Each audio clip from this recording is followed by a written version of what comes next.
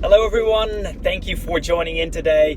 I'm driving around, but I had an interesting conversation with the managing director of a company with annual revenues exceeding $200 million just the other day.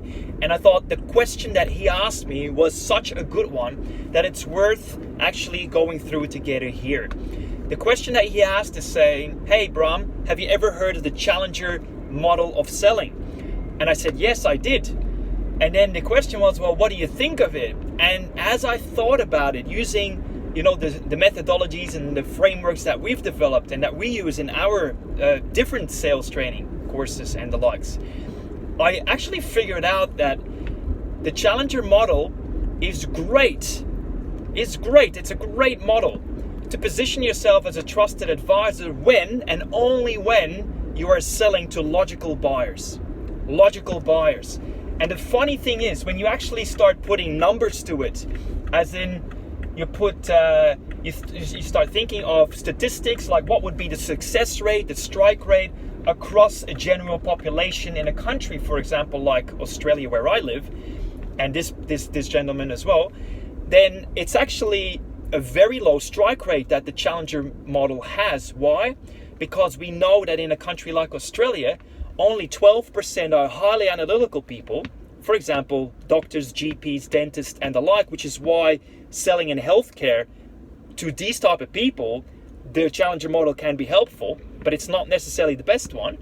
And also, if you're talking to very fast-paced, big picture, results-driven executives, then again, it can be really good. But both of them combined comprise only 30% of an entire population. Now imagine now that you got 100 opportunities. It means that only 30% of those you will be able to convert, about 30 out of, and still 70 won't really happen and won't close the way that you would expect them to. Why? Because they are going straight away, that you basically miss out on the highly emotional buyers. And the highly emotional buyers, the people, they expect a different approach.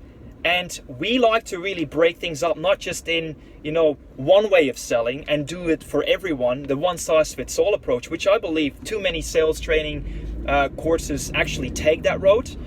We really go with 4 different styles of selling, and we basically cater the whole buying cycle, even from a point of marketing and even from a recruitment perspective. We cater for 4 different styles in all of our processes.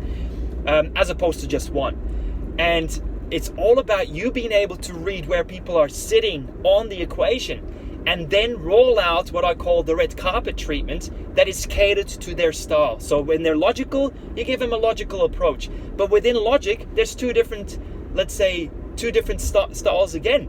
One which is slow-paced and very detail-oriented, and the other one which is very fast-paced, intuitive, and big picture-like. And they are very different once again. So again, back to the question, what do I think about the challenger sales model? It's great for certain situations, and for the rest, it's quite limited.